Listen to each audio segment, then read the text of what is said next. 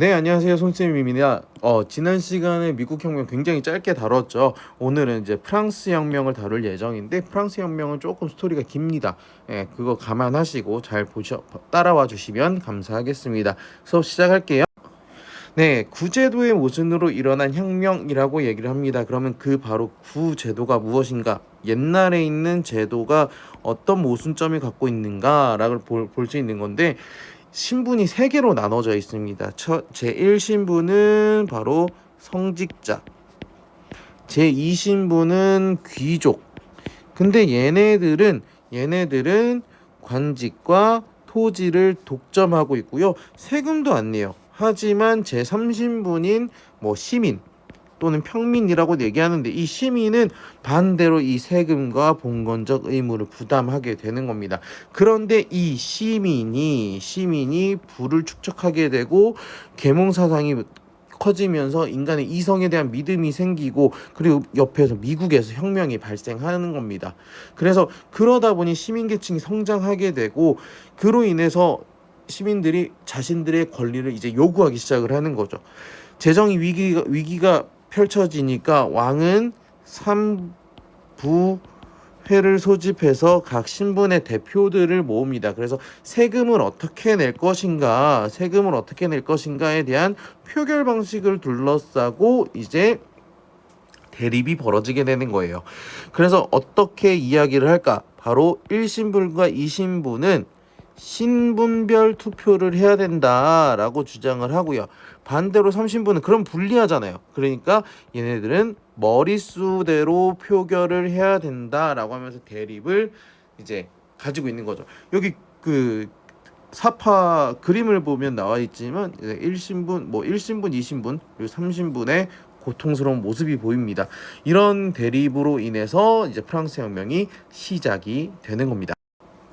그래서 첫 번째로는 이제 국민의회 시기가 있습니다. 시기를 이제 의회, 뭐 공회 이런 식으로 이야기를 할 텐데 첫 번째 국민의회입니다. 국민의회 시기에 어떤 일이 있었느냐? 첫 번째로 보면은 테니스 코트 서약을 통해서 이들이 모일 것을 삼신분들이 모일 것을 이제 결성을 하고요. 그러다 보니 당연히 국왕이나 의회가 탄압을 하겠죠.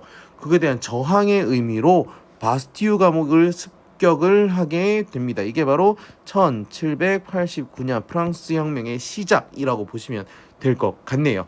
네, 그러면서 혁명의 이념을 발표를 하면서 봉건제를 폐지하겠다 선언하고 인간과 시민의 권리 선언, 그 유명한 네, 인권 선언을 발표를 하게 됩니다. 그러면서 이것이 발표가 되자 국왕이 네, 해외라고 하면 안 되겠죠. 우리나라는 해외지만 네, 얘네들은 국외라고 합시다. 국외 탈출을 시도했다가 실패하게 됩니다. 하는 사건이 벌어지게 됩니다. 그러다 보니 입헌군주제와 재산에 따른 제한 선거를 규정한 헌법이라는 거를 이때 제정을 하게 되는 거죠. 네, 요게 바로 이게 인간과 시민의 권리 선언이고요. 요거는 네, 보시면은 뭐 자유롭고 평등한 권리를 가지고 있다. 그리고 자연권을 보존한다. 그리고 주권의 원천은 국민에게 있다라고 이야기를 하는 등 네, 이야기를 하고 있습니다. 그래서 시민은 직접 또는 대표를 통해서 법 제정을 할 수 있다 정도 여러분들 기억하시면 좋을 것 같습니다. 특히 여기 소유권에 대한 명시도 되어 있다라는 거 보시면 될 거고요. 네, 그러면서 이제 이 헌법이 제정이 되었으니 이거를 법으로 만들 입법의회 시기로 넘어갑니다. 입법의회. 여기서 이제 법을 만들기 위해서 온건파인 지롱드파가 우세하다 보니 혁명 전쟁이 발발합니다. 왜냐하면은 프랑스에서 혁명이 일어나면 유럽은 이제 뭉쳐있기 때문에 다른 나라들한테도 영향을 끼치게 됩니다. 그래서 이 혁명 전쟁이 뭐냐? 오스트리아와 그다음에 프로이센이 이거에 대한 협박을 하면서 얘네들이랑 싸우게 되는 거예요. 예. 근데 혁명 전쟁은 대놓고 오스트리아와 싸우게 되는 거고요. 네. 그러다 보니까 물가가 상승하고 식량이 부족하고, 그러다 보니 민중이 봉기하면서 왕권이 정지되고 국민 공회가 소치됩니다. 공회, 왕이 없는 시기를 말합니다. 그래, 국민 공회는요, 이에 이어서 무엇을 선포를 하냐면 바로 공화정을 선포하는 겁니다. 공화정을 선포하고 도망가려고 했던 이 루이 16세를 처형해버립니다. 그리고 대프랑스 동맹의 침입과 혁명 반대 세력의 반란으로 위기가 커지는데, 그 전에 온건파가 아닌 이제 자코뱅파, 과격파가 정권을 장악을 하게 되는 겁니다. 이게 바로 요 시기가 1793년이라고 보시면 되겠습니다. 그래서 이 자코뱅파가 그러면 이제 과격하게 하는 거니까 어떻게 했느냐, 바로 공포 정치를 이끌어 가는 겁니다. 그래서 이거를 다시 1093년에 다시 한번 헌법을 제정하게 됩니다.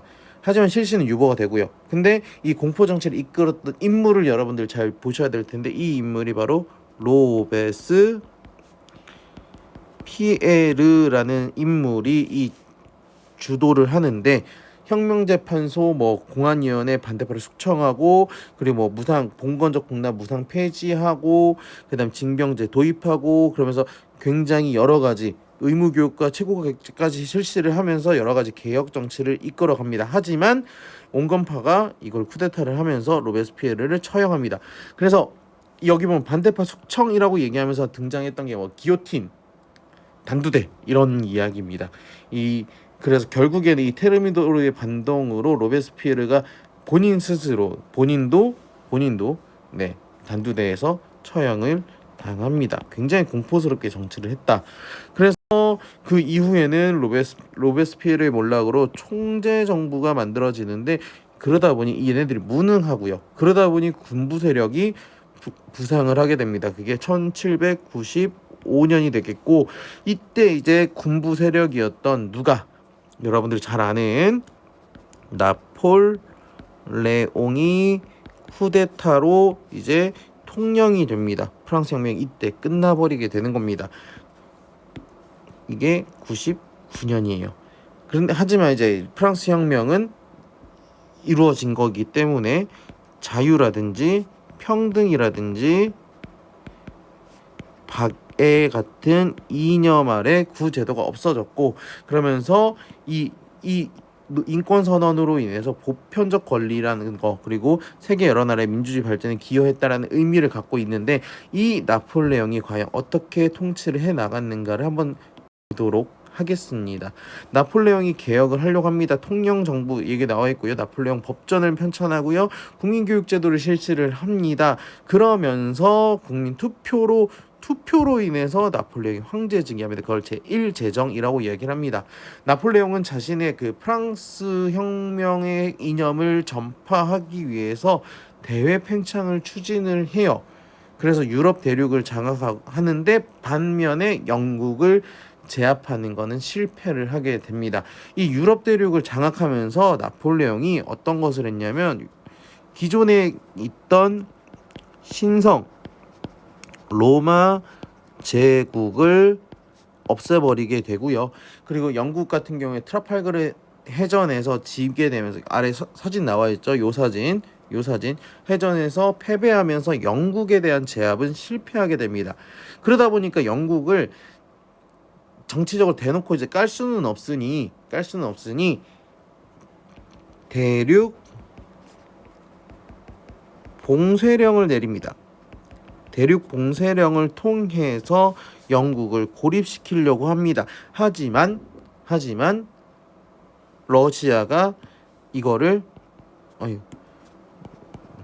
러시아는 영국과 계속 이제 통상을 하게 되는 거죠. 유럽이 자기 말을 안 들어주게 되는 거죠. 그러다 보니까 그걸 이제 나폴레옹이 러시아 원정을 떠나게 되고, 근데 러시아가 그렇게 추운 줄 모르고 갔다가 실패를 하게 됩니다. 그래서 대프랑스 동맹이 패배를 하게 되고 나폴레옹은 이제 엘바 섬으로 유배가 된다라고 보시면 되겠습니다. 근데 이 이념에서는 나폴레옹 전쟁으로 인해서 유럽의 민족주의에 굉장히 큰 영향을 주게 됩니다. 그래서 다음 이제 19세기, 왜냐면 여기가 그 재집권 다시 이제 엘바섬 들어갔다가 유배됐다가 다시 나왔을 때 재집권했을 때 이 워털루 전투에서 다시 패배를 하게 되면서 나폴레옹이 아예 무너지게 되는 거거든요. 근데 이런 거 봤을 때 프랑스 우리 민족에 대한 액션들이 벌어지게 됩니다. 그래서 오늘 내용이 굉장히 정신없이 막 얘기가 나왔는데, 쉽게 얘기하면 3부회로 시작된 프랑스 혁명이 인권선언 얘기 나오죠. 그럼 이제 혁명이 시작이 되는 거죠. 혁명이 시작되면서 국민의회, 그래서 입법의회로 가고요. 의회 시기가 있고, 그리고 국민 공회 시기로 나왔다가 이게 제대로 되지 않으니 총재 등장했고, 그리고 통령정부 나오면서 나폴레옹이 제1 제정까지 가는 흐름을 봤습니다. 여기에서 대표적으로 등장했던 개념들을 보시면은 국민의회에서는 인권선언이 핵심이겠고요. 그리고 입법의회를 통해서 이제 이때부터 다른 나라와 혁명 전쟁을 벌이게 되고요. 그리고 국민공회에서는 공포 정치가 이루어졌으며, 그래서 이제 로베스피에르가 처형되고 총재는 무능했고요. 그래서 등장했던 인물이 누구였다? 나폴레옹이었다. 그래서 제1 제정 시기에는 영국을 견제하려고 했으나 러시아 원정에 실패하게 되면서 제1 제정 프랑스가 무너지게 된다. 근데 이제 프랑스는 이제 어떻게 되는가는 이제 다음 시간에 좀 더 살펴보도록 하겠습니다. 이렇게까지 18세기의 유럽 그리고 미국까지 다 살펴봤고요. 19세기 들어오면 이제 또 뭔가가 달라집니다. 그 이야기는 다음 시간에 정리하도록 하겠습니다. 고생하셨습니다.